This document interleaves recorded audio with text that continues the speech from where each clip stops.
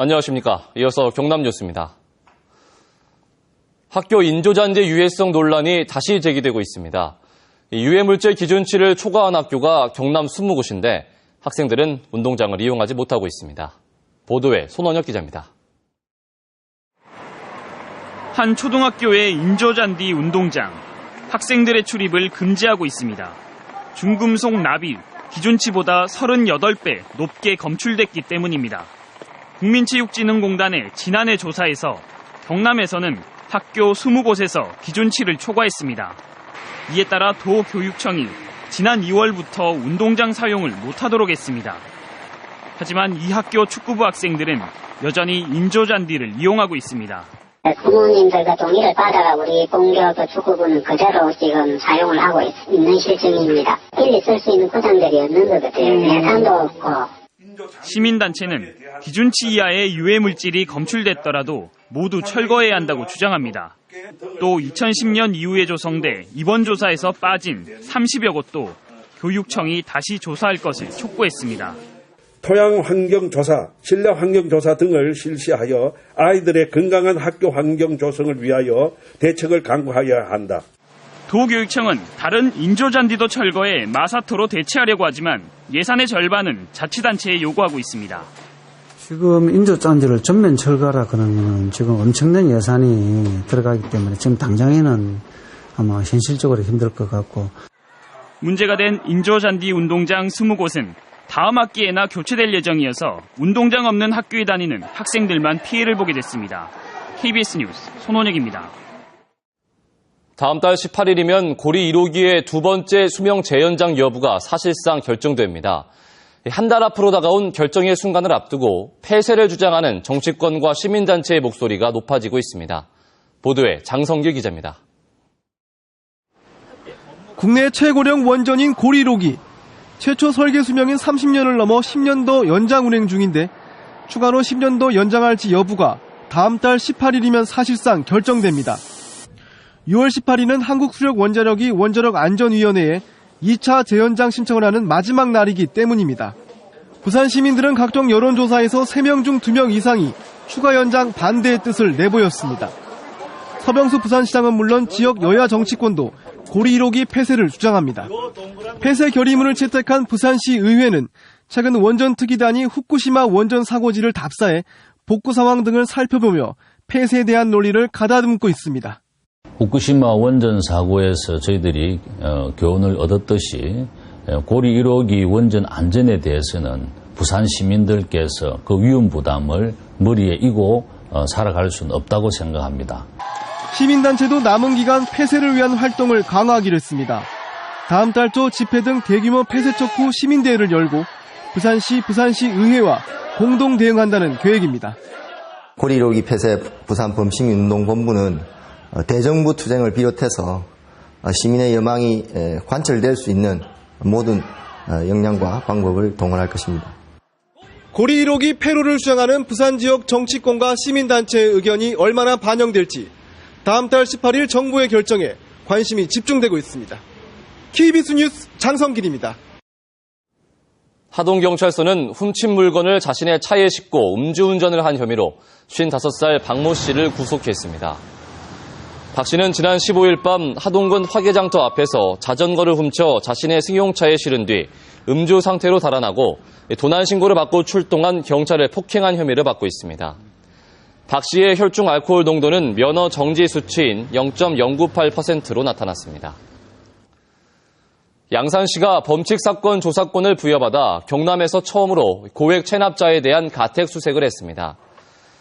양산시는 지난 12일 건설업자 54살 A씨가 거주하는 부산 해운대구 모 아파트를 가택 수색해 TV와 시계, 보석류 등 1,000만 원 상당의 동산을 압류했다고 밝혔습니다. A씨는 지난 2013년 12월 지방소득세 9천여만 원을 부과받고도 지금까지 세금을 내지 않고 전화 독촉도 피해왔습니다. 경상남도가 지난 2월부터 석 달 동안 다중이용시설과 대중교통시설 6만 3천 곳을 점검한 결과 60여 곳이 정밀진단이 필요한 것으로 나타났다고 밝혔습니다. 정밀진단 대상 가운데는 농업저수지가 34곳으로 많았고 창원 의창도서관, 거제 옥포사회복지관, 김해 동부스포츠센터 등을 비롯해 해빙기 급경사지 9곳이 포함됐습니다. 경남교육청에서 학교에 발송하는 공문서가 10% 이상 줄어든 것으로 나타났습니다. 경남교육청이 지난 3월부터 2달 동안 유치원, 초, 중, 고교를 대상으로 공문서 발송량을 분석한 결과 지난해 같은 기간 8,800여 건보다 1,100여 건, 12.6% 줄어든 것으로 조사됐습니다. 경남교육청은 매주 수요일을 공문서 없는 날로 정해 해마다 5% 이상 공문서를 줄이고 2018년엔 지난해 대비 20% 이상 공문서를 줄인다는 계획입니다. 진주에선 혁신도시와 역세권 개발 등 잇따른 대형 개발 사업이 추진되면서 옛 도심은 날로 침체되고 있습니다. 이런 가운데 진주시가 도시 재생과 옛 도심 살리기를 위한 조례를 제정합니다. 보도에 황재락 기자입니다. 진주 중심가에서 5분 거리인 옛 주택가입니다. 비탈진 골목을 따라 낡은 주택들이 촘촘히 들어섰습니다. 벽면이 갈라지고 곳곳에서 물이 셀 정도로 낡은 주택들. 사람이 살지 않고 방치된 빈집도 적지 않습니다. 환경이 좀 안 좋으니까 빈집 깨는 게 다 그대로 방치해야 되니까네. 저녁으로 낮에면 제일 그게 불편합니다. 진주 지역 상권의 중심에 자리 잡은 중앙 지하상가. 이달 리모델링 공사를 앞두고 전체 200여 곳 점포 가운데 80% 가까이가 문을 닫았습니다. 진주 유일의 지하상가인 이곳도 빈 점포가 늘어나면서 낮 시간에 이용자들이 크게 줄었습니다.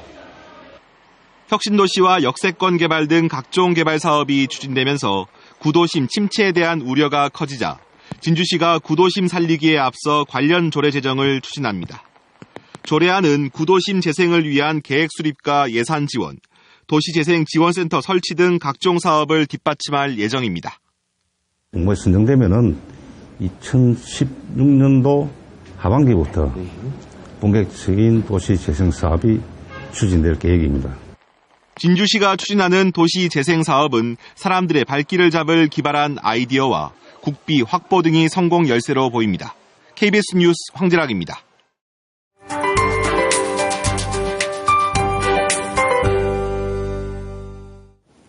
오늘은 어제와는 달리 하늘 표정이 좋습니다. 비가 그치고 나서 하늘빛이 더욱 깨끗해졌는데요. 한낮 기온도 오름세를 보이고 있습니다.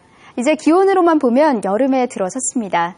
오늘 창원의 낮 기온이 26도, 합천이 32도까지 오르면서 한낮에는 초여름 더위가 이어지겠습니다. 이렇게 낮 기온이 크게 오르는 만큼 아침과 낮의 기온차는 10도 가까이 벌어지는 점 주의하셔야겠습니다. 오늘 우리 지역은 서해상에 위치한 고기압의 영향을 받아 대체로 맑은 날씨가 이어지겠습니다. 현재 위성 영상 보시면 경남 지역 하늘 위로 구름 한 점 없이 깨끗한 하늘 모습이 드러나 있는데요. 하지만 일부 내륙을 중심으로 짙은 안개가 남아있는 점이 있습니다. 출근길 교통 안전에 각별히 주의하시기 바랍니다. 오늘 동쪽 지역의 아침 기온 어제보다 1, 2도가량 낮게 시작하고 있습니다. 창원이 13.9도로 대부분 지역에서 13도 안팎으로 출발했는데요. 한낮 기온은 창원이 26도, 밀양이 30도까지 오르면서 어제보다 10도 가까이 오르겠습니다. 서부 지역도 낮 동안엔 무더운 날씨가 이어지겠습니다. 오늘 진주가 29도, 합천이 32도로 6월 말에서 7월 초순의 기온 분포를 보이겠습니다. 바다의 물결은 동해남부 먼바다에서 최고 1.5m까지 일겠습니다. 당분간은 비 소식 없이 맑은 날씨가 이어지겠습니다. 한낮 기온도 큰 폭으로 오르면서 점점 여름의 문턱에 들어서겠습니다. 기상정보였습니다. 경남 중소기업청이 중소기업과 소상공인, 전통시장 등에서 전화나 팩스 한 통만 보내면 직원이 찾아가 지원 정책을 설명합니다. 경남은행이 경남사회복지협의회에 교육훈련과 각종 사업에 필요한 이동수단용으로 11인승 스타렉스를 기증했습니다. 경남농협이 농협 하나로 클럽 부산점에서 경남 15개의 쌀 대표 브랜드가 참여하는 경남 브랜드 쌀 특별 판매전을 펼쳤습니다. 창원상공회의소가 산업통상자원부 등과 공동 시행하는 FTA 컨설팅 사업에 49개 회사 99건이 접수돼 조기 마감됐습니다. 경상남도가 미국, 중국에 이어 일본과 러시아 관광객도 유치합니다. 경선남들은 지난 11일부터 닷새 동안 일본 오사카와 러시아 하바롭스크, 블라디보스토크 현지 여행사를 방문해 경남의 관광 자원과 상품을 알렸습니다. 경선남들은 일본과 극동 러시아는 항공편으로 2시간 거리에 있어 관광객 유치가 유망하다며 경남의 템플스테이와 남해안 관광 등을 주요 상품으로 내세우고 있습니다. 창원시가 공공기관에서 쓰지 않거나 공공장소에 버려진 자전거를 걷어서 자전거가 필요한 시민에게 무료로 나눠줍니다. 자전거가 필요한 시민은 읍면동 사무소에서 신청하면 되고 신청 한 달쯤 뒤에 받을 수 있습니다. 창원시는 올해 자전거 수리 보급 사업으로 800여 대를 나눠줄 계획입니다. STX 조선해양이 중형 유조선인 7만 4천 톤급 탱커 8척을 수주했습니다. 이번에 수주한 선박은 옵션을 포함해 모두 8척으로 수주 금액은 3억 7,500만 달러입니다. 이번 계약으로 STX 조선해양은 지난해 상반기부터 발주된 중형 LR1급 탱커 36척 가운데 21척을 수주했습니다. KBS 뉴스를 마칩니다. 고맙습니다.